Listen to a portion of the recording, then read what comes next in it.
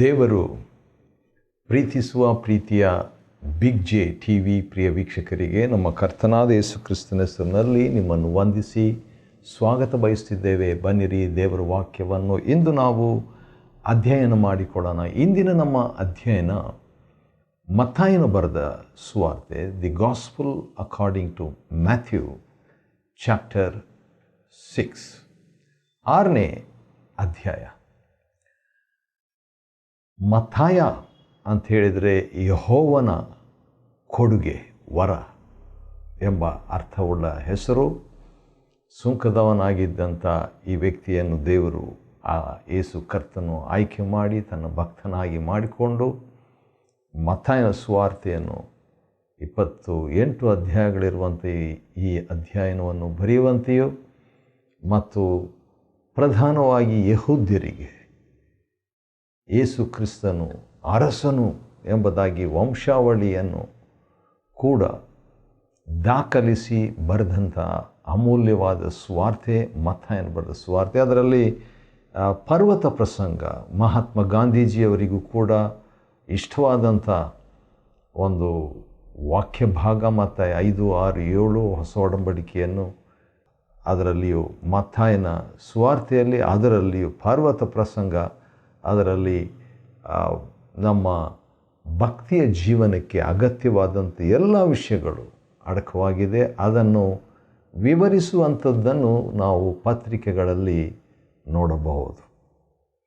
6ನೇ ಅಧ್ಯಾಯ ಮತ್ತಾಯನ ಬರೆದ ಸುವಾರ್ತೆಯಲ್ಲಿ ಆತ್ಮಿಕ ಜೀವನದ 25 ರಹಸ್ಯಗಳು ಇರುವಂಥದ್ದನ್ನು ನಾವು ನೋಡ್ತೇವೆ. ಇದು ಒಂದೊಂದಾಗಿ ನಾವು ನೋಡಿಕೊಳ್ಳೋಣ.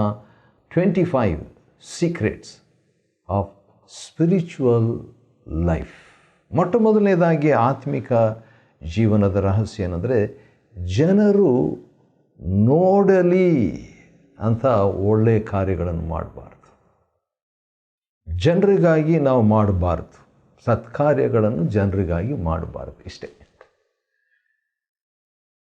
ಅದು ಮೊದಲನೇ ರಹಸ್ಯ. ಯಾಕಂತ ಹೇಳಿದ್ರೆ ಆ ದಿವಸಗಳಲ್ಲಿ ಕೆಲವು ಧಾರ್ಮಿಕ ವ್ಯಕ್ತಿಗಳು ಜನರು ನೋಡಲಿ ಎಂದು ಜನರ ಮುಂದೆ ದಾನ ಧರ್ಮಗಳನ್ನು ಮಾಡ್ತಾಯಿದ್ರು. ಆ ರೀತಿಯಾಗಿ ಮಾಡದಂತೆ ಎಚ್ಚರಿಕೆಯಾಗಿರಿ ಅಂತ ಕರ್ತನು ಹೇಳುವಂಥದ್ದನ್ನು ಗಮನಿಸಬೇಕು. ಯಾಕಂತ ಹೇಳಿದ್ರೆ ಆ ರೀತಿಯಾಗಿ ಒಂದು ವೇಳೆ ಮಾಡಿಬಿಟ್ರೆ ಏನಾಗ್ತದೆ, ಪರಲೋಕದಲ್ಲಿರುವ ನಮ್ಮ ತಂದೆಯಿಂದ ನಮಗೆ ಪ್ರತಿಫಲ ಸಿಕ್ಕುವುದಿಲ್ಲ. ಹೋಯಿತು, ಮುಗೀತು. ಅವ್ರಿಗೆ ಬೇಕಾದ ಪ್ರತಿಫಲ ಏನು? ಜನರು ನೋಡಬೇಕಂತ ಅದೇ ಅವರಿಗೆ ಬೇಕಾದದ್ದು, ಆ ಪ್ರತಿಫಲ ಸಿಕ್ಬಿಡ್ತು. ಆದರೆ ಪರಲೋಕದ ತಂದೆಯಿಂದ ಸಿಗೋದಿಲ್ಲ. ಎರಡನೇದಾಗಿ ಹೇಗೆ ನಾವು ಮೊದಲನೇದಾಗಿ ಹೇಗೆ ಮಾಡಬಾರ್ದು ಅಂತ ಹೇಳಿಬಿಟ್ಟು ಹೇಗೆ ಮಾಡಬೇಕು, ಹೇಗೆ ಮಾಡಬಾರ್ದು, ಹೇಗೆ ಮಾಡಬೇಕು ಎಂಬುದಾಗಿ ನಮ್ಮ ಕರ್ತನ ಬೋಧನೆಯಲ್ಲಿ ನಾವು ನೋಡ್ತೇವೆ. ಈ ಬಗ್ಗೆ ಆರ್ ಸ್ಟ್ಯಾನ್ಲಿ ಅಯ್ಯನವರು ಭಾಳ ಸ್ಪಷ್ಟವಾಗಿ ತಿಳಿಸಿದ್ದನ್ನು ನಾನು ಕೇಳಿಸಿಕೊಂಡು ಆಶೀರ್ವಾದವನ್ನು ಹೊಂದಿದ್ದೇನೆ. 6ನೇ ಅಧ್ಯಾಯ 4ನೇ ವಚನದಲ್ಲಿ ನೋಡುವಾಗ ಹೇಗೆ ಸತ್ಕಾರ್ಯಗಳನ್ನು ಮಾಡಬೇಕು ಅಂತ ಹೇಳುವಾಗ, ನಿನ್ನ ತಂದೆ ಅಂತರಂಗದಲ್ಲಿರುವ ತಂದೆ ನೋಡುವಂತೆ ಮಾಡಬೇಕು. ಅಂದರೆ ಅರ್ಥ, ಮನುಷ್ಯರಿಗಾಗಿ ಮಾಡಬೇಡ್ರಿ, ದೇವರಿಗಾಗಿ ಮಾಡಿರಿ. ಪ್ರತಿಯೊಂದು ವಿಷಯದಲ್ಲಿ ಹಾಗೆ ಬರ್ತದೆ. ಸತ್ಕಾರ್ಯಗಳು, ದಾನ ಧರ್ಮಗಳು ಮನುಷ್ಯರಿಗಾಗಿ ಮಾಡಬಾರ್ದು. ಮನುಷ್ಯರಿಗೇ ಮಾಡಿದರೂ ಮನುಷ್ಯರು ನೋಡಬೇಕಂತ ಮಾಡಬಾರ್ದು, ತಂದೆ ನೋಡುವಂತೆ ಮಾಡಬೇಕು. ಮೂರನೇದಾಗಿ ಕಪಟಿಗಳಂತೆ ಪ್ರಾರ್ಥಿಸಬಾರ್ದು. ಅಂದ ಹಾಗೆ 25 ರಹಸ್ಯಗಳನ್ನು ನಾವು ನೋಡ್ಕೊಳ್ತಾ ಇದ್ದೇವೆ. ಯಾವುದಕ್ಕೆ 25 ರಹಸ್ಯಗಳು? ಆತ್ಮಿಕ ಜೀವನಕ್ಕೆ, ಸ್ಪಿರಿಚುವಲ್ ಲೈಫ್. ನಾನು ಆತ್ಮಿಕನಾಗಿ ಬಾಳಬೇಕಾದರೆ ಮೊಟ್ಟ ಮೊದಲನೇದಾಗಿ ಜನರಿಗಾಗಿ ಜನರು ನೋಡಬೇಕಂತ ನಾನು ಸತ್ಕಾರ್ಯಗಳನ್ನು ಮಾಡಬಾರ್ದು. ಎರಡನೇದು ದೇವರು ನೋಡಲಿ ಅಂತ ಹೇಳಿ ಮಾಡಬೇಕು, ಮನೋಭಾವನೆ. ಮೂರನೇದಾಗಿ ಕಪಟಿಗಳಂತೆ ಪ್ರಾರ್ಥಿಸಬಾರದು. 6ನೇ ಅಧ್ಯಾಯ 5ನೇ ವಚನದಲ್ಲಿ ಅದನ್ನು ನಾವು ನೋಡ್ಕೊಳ್ತಿದ್ದೇವೆ. ಪ್ರಾರ್ಥನೆ ಮಾಡುವಾಗ ಕಪಟಿಗಳಂತೆ ಮಾಡಬಾರ್ದು. ಯಾಕೆ ಕಪಟಿಗಳ ಪ್ರಾರ್ಥನೆ ಹೇಗಿರ್ತದೆ ಅಂತ ಹೇಳಿದ್ರೆ, ಅದು ಕೂಡ ಜನರಿಗೆ ಕಾಣುವಂತೆ ಅವರು ಮಾಡ್ತಾ ಇರುವಂಥ ಒಂದು ಪ್ರಾರ್ಥನೆ. ಹಾಗಾದರೆ ಪ್ರಾರ್ಥನೆ ಕೂಡ ಜನರು ನೋಡಲಿ ಎಂಬುದಾಗಿ ಮಾಡಬಾರ್ದು, ದೇವರಿಗೆ ನಾವು ಮಾಡಬೇಕು. ಮನೋಭಾವನೆ. ಮತ್ತು ನಾಲ್ಕನೇದಾಗಿ ಹೇಗೆ ಮಾಡಬಾರ್ದು ಪ್ರಾರ್ಥನೆ ಅಂತ ಹೇಳಿದ್ರೆ, ಈಗ ಹೇಗೆ ಮಾಡಬೇಕೆಂಬುದಾಗಿ ಹೇಳುವಾಗ, ಬಾಗಿಲನ್ನು ಮುಚ್ಚಿ ಅದೃಶ್ಯವಾಗಿರುವ ನಿನ್ನ ತಂದೆಗೆ ಪ್ರಾರ್ಥನೆಯನ್ನು ಸಲ್ಲಿಸು ಅಂತ ಹೇಳುವಾಗ, ದೇವರಿಗೆ ನಮ್ಮ ಪ್ರಾರ್ಥನೆ ಇರಲಿ. ಮನುಷ್ಯರು ನೋಡಬೇಕಂತಲ್ಲ, ಮನುಷ್ಯರು ನಾವು ಮಾಡುವಂಥ ಪ್ರಾರ್ಥನೆ ಮನುಷ್ಯರು ನೋಡಲಿ, ಆದರೆ ಅವ್ರು ನೋಡಬೇಕು ಅಂತ ಹೇಳ್ಬಿಟ್ಟು ನಾವು ಮಾಡಿದರೆ, ದೇವರು ನೋಡಿದರೆ ಸಾಕು ಅಂತ ಹೇಳಿ ಮಾಡುವ ಮನೋಭಾವನೆಯಲ್ಲಿ ಆತ್ಮಿಕತೆ ಕಂಡು ಬರ್ತದೆ. ಮತ್ತು ಹೇಗೆ ಪ್ರಾರ್ಥನೆ ಮಾಡಬಾರ್ದು ಎಂಬುದಾಗಿ ಇನ್ನೊಂದು ವಿಷಯ ಕೂಡ 6ನೇ ಅಧ್ಯಾಯ 7ನೇ ವಚನ ಮತ್ತಾಯನ ಸುವಾರ್ತೆಯಲ್ಲಿ, ವ್ಯರ್ಥವಾಗಿ ಹೇಳಿದ್ದನ್ನೇ ಪದೇ ಪದೇ ಹೇಳಬಾರ್ದು ಅಂತ ಹೇಳ್ಬಿಟ್ಟು, ಪುನರಾವರ್ತಿಸಬಾರದು ಪ್ರಾರ್ಥನೆಯಲ್ಲಿ. ಹೇಳಿದನ್ನೇ ಮತ್ತೆ ಮತ್ತೆ ಆ ರೀತಿಯಾಗಿ ಯಾಕೆ ಕೆಲವರು ಪ್ರಾರ್ಥನೆ ಮಾಡ್ತಿದ್ದಾರೆ ಅಂದರೆ, ಈ ರೀತಿಯಾಗಿ ಅನೇಕ ಮಾತುಗಳನ್ನು ಆಡಿದರೆ ಪ್ರಾರ್ಥನೆಯಲ್ಲಿ ದೇವರು ಕೇಳಿಸ್ಕೋಬೋದಂತ ಆ ರೀತಿಯಾಗಿ ನಾವು ಮಾಡಬಾರ್ದು. ಮತ್ತು ಹೇಗೆ ಮಾಡಬೇಕು ಅಂತ ಇನ್ನೂ ನಮಗೆ ಒಂದು ಪ್ರಶ್ನೆ ಇದ್ದರೆ, ಹೀಗೆ ಪ್ರಾರ್ಥಿಸ್ರಿ ಎಂಬುದಾಗಿ ಒಂದು ಮಾದರಿಯ ಪ್ರಾರ್ಥನೆ, ಇದು ಕರ್ತನ ಪ್ರಾರ್ಥನೆ ಎಂಬುದಾಗಿ ಹೇಳುವಂಥ ಶಿಷ್ಯರ ಪ್ರಾರ್ಥನೆ ಆಗಿದೆ. ಯಾಕಂದರೆ ಶಿಷ್ಯರಿಗೆ ಕರ್ತನು ಕಲಿಸಿಕೊಟ್ಟಂಥ ಪ್ರಾರ್ಥನೆ 9ನೇ ವಚನದಲ್ಲಿ ನಾವು ನೋಡುವಾಗ, ಮೊಟ್ಟ ಮೊದಲನೇದಾಗಿ ನಮ್ಮ ತಂದೆ ಎಂಬುದಾಗಿ ಪ್ರಾರ್ಥಿಸುವಂಥದ್ದು. ಹಾಗಾದರೆ ಅದರಲ್ಲಿ ಏನಂತ ನೋಡ್ತೀವಿ, ಒಂದು ನಾವು ವಿ ಆರ್ ಎ ಫ್ಯಾಮಿಲಿ, ದೇವರು ತಂದೆ ಮತ್ತು ಇತರರು ನಮ್ಮ ಸಹೋದರ ಸಹೋದರಿಯರು. ದೇವರಿಗೆ ಎಷ್ಟು ಜನ ಮಕ್ಕಳಿದ್ದಾರೆ ಅಷ್ಟು ಜನರು ನಮಗೂ ಕೂಡ ಸಹೋದರ ಸಹೋದರಿಯಾಗಿ ಇರಬೇಕು ಎಂಬುದಾಗಿ ನನ್ನ ಆತ್ಮಿಕ ನಾಯಕರು ಝ್ಯಾಕ್ ಪೂನನ್ ಎಂಬ ಭಕ್ತರು ಹೇಳಿದಂಥದ್ದು ನನಗೆ ನೆನಪಿಗೆ ಬರ್ತಿದ್ದದ್ದು. ಏನಂತ ಹೇಳಿದ್ರೆ, ಎಷ್ಟು ಜನ ಮಕ್ಕಳು ತಂದೆಗೆ ಇರ್ತಾರೋ, ತಂದೆಗೆ ಎಷ್ಟು ಜನ ಮಕ್ಕಳು ಇರ್ತಾರೋ ಅಷ್ಟು ಸಹೋದರ ಸಹೋದರಿಯರು ನಮಗಿರಬೇಕಂತ ಇದ್ದಾರೆ. ಆದರೆ ಅವರೆಲ್ಲರೂ ಕೂಡ ಅಂತಾರಾಷ್ಟ್ರದಲ್ಲಿ ನಾವು ನೋಡಲಿಕ್ಕಾಗಲ್ಲ. ಆದ ಕಾರಣ ಹುದುವಾಗಿ ಜನರಲ್ ಆಗಿ ನಮ್ಮ ತಂದೆಯೇ ಅಂತ ಕುಟುಂಬ ಆತ್ಮದಿಂದ ಮಾಡುವ ಪ್ರಾರ್ಥನೆ. 7ನೇ ರಹಸ್ಯ, ಆತ್ಮಿಕ ಜೀವನಕ್ಕೆ 7ನೇ ರಹಸ್ಯ ಏನಂತ ಹೇಳಿದರೆ, ದೇವರ ನಾಮ. ದೇವರ ನಾಮ ಪರಿಶುದ್ಧ ಎಣಿಸಲ್ಪಡುವುದು ಅಂತ ಹೇಳಿದರೆ ಅರ್ಥ, ನನ್ನ ಜೀವನದಲ್ಲಿ ನಾನು ಪವಿತ್ರನಾಗಿರಬೇಕು, ನಾನು ಪವಿತ್ರನಾಗಿರಬೇಕು, ನನ್ನ ಕಣ್ಣು ಪವಿತ್ರವಾಗಿರಬೇಕು, ನನ್ನ ಕೈ ಪವಿತ್ರವಾಗಿರಬೇಕು, ನನ್ನ ಆತ್ಮ ಪವಿತ್ರ ಆಗಿರಬೇಕು. ಹೃದಯ ಶುದ್ಧರು ಧನ್ಯರು, ದೇವರನ್ನು ನೋಡುವವರು. ದೇವರು ನೋಡಿಕೊಂಡು ಪ್ರಾರ್ಥನೆ ಮಾಡುವಂಥ ಒಂದು ಭಾಗ್ಯ. ಅದು 7ನೇ ಒಂದು ರಹಸ್ಯ. ಯಾವುದಕ್ಕೆ ರಹಸ್ಯ? ಆತ್ಮಿಕ ಜೀವನದ 7ನೇ ರಹಸ್ಯ, ದೇವರ ನಾಮ ಪವಿತ್ರವಾಗಿ ನನ್ನ ಜೀವನದಲ್ಲಿ ನಾನು ಸಾಕ್ಷಿಯಾಗಿರಬೇಕು. 8ನೇದಾಗಿ ದೇವರ ರಾಜ್ಯಕ್ಕಾಗಿ ಹಾರೈಸುವಂಥ ಮನೋಭಾವನೆ. ನಿನ್ನ ರಾಜ್ಯವು ಬರಲಿ, ದೇವರೇ ನೀನು ರಾಜನಾಗಿ ಬಾ. ಹೇಗೋ ಆ ಶಿಲುಬೆಯ ಮೇಲೆ ತೂಗಾಡ್ತಿದ್ದಂಥ 2 ದುಷ್ಕರ್ಮಿಗಳಲ್ಲಿ ಒಬ್ಬ ದುಷ್ಕರ್ಮಿಗೆ ಒಂದು ಕರ್ತನ ಕಲಿಸಿಕೊಟ್ಟ ಪ್ರಾರ್ಥನೆಯ ಸುಳಿವು ಇತ್ತು. ಅದೇನೆಂದರೆ, ನಿನ್ನ ರಾಜ್ಯ ಬರಲಿ ಅಂತ ಸ್ವಾಮಿ ಹೇಳಿಕೊಟ್ರಲ್ಲ, ಅದೇ ಬಹುಶಃ ಆ ಪ್ರಾರ್ಥನೆಯ ಒಂದು ಪ್ರಕಟಣೆ ಈ ವ್ಯಕ್ತಿಗೆ ಸಿಕ್ಕಿತ್ತು.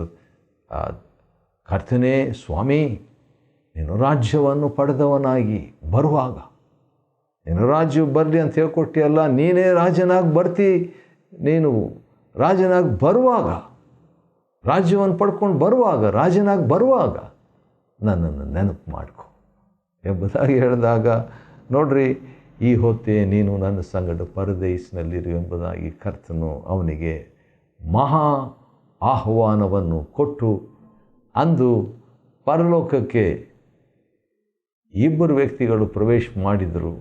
ಒಂದು ನಮ್ಮ ಕರ್ತನಾದ ಯೇಸು, ಅವನ ಜೊತೆಯಲ್ಲಿ ಈ ಮಾನಸಾಂತರ ಅಥವಾ ದೇವರ ಕಡೆಗೆ ತಿರುಗಿಕೊಂಡಂಥ ನಿನ್ನ ರಾಜ್ಯವು ಬರಲಿ ಎಂಬಂಥ ಆತ್ಮವುಳ್ಳಂಥ ವ್ಯಕ್ತಿ.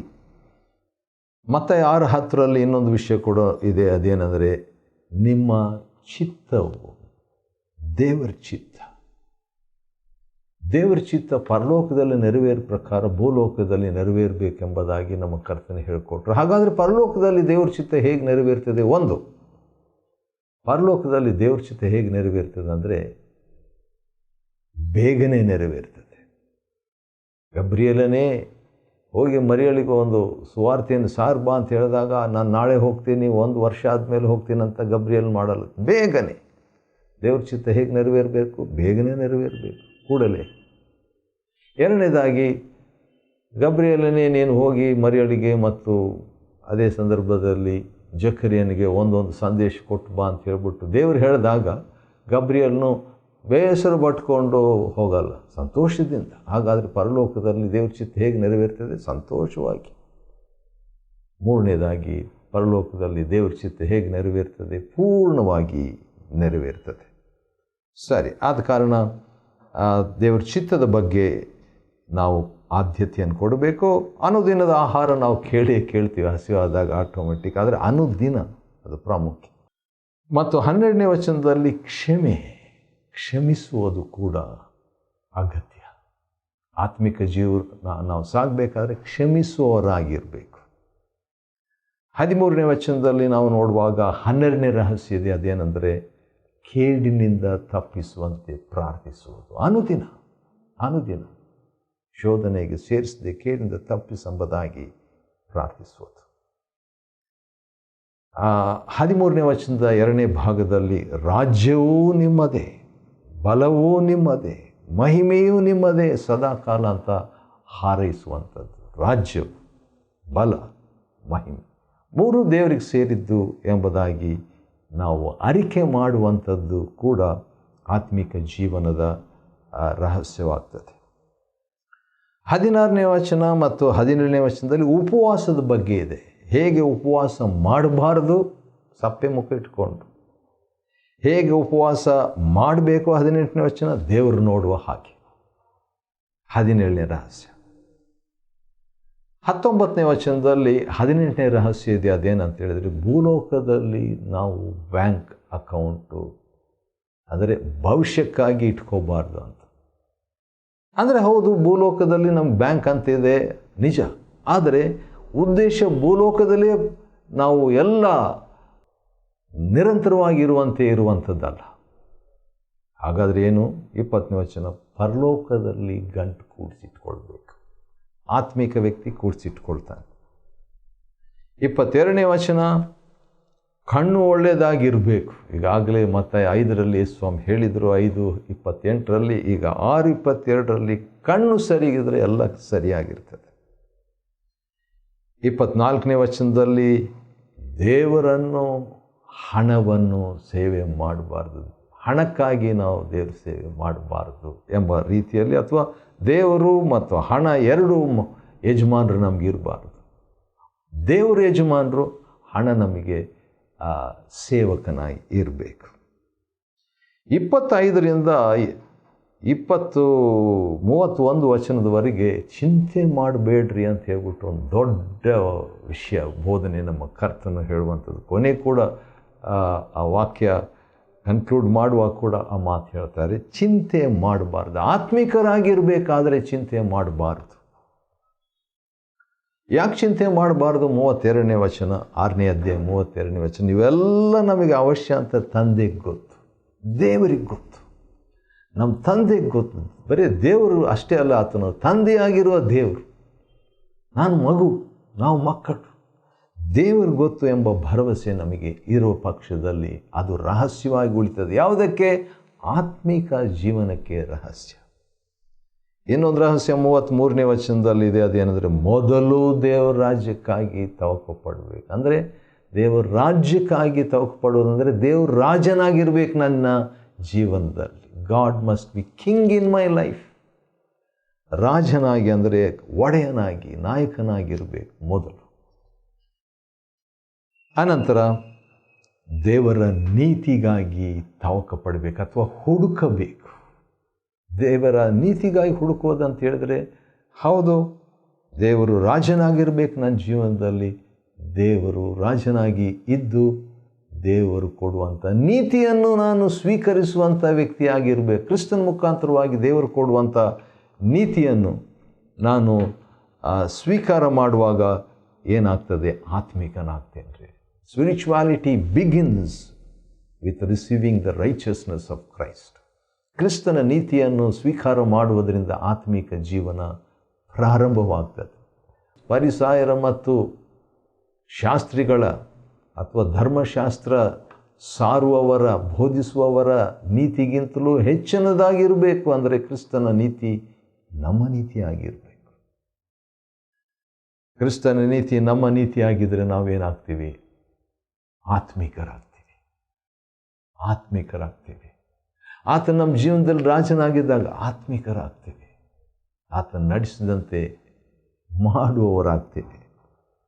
ಆದ ಕಾರಣ ಇವೆಲ್ಲ 25 ರಹಸ್ಯಗಳು ಅಗತ್ಯವಾದಂಥ ರಹಸ್ಯಗಳು, ಪ್ರಕಟಣೆಯಿಂದ ತುಂಬಿರುವಂಥ ರಹಸ್ಯಗಳು, ನಮಗೋಸ್ಕರವಾಗಿ ನಮ್ಮ ಕರ್ತನು ಹೇಳಿರುವಂಥ ರಹಸ್ಯಗಳು.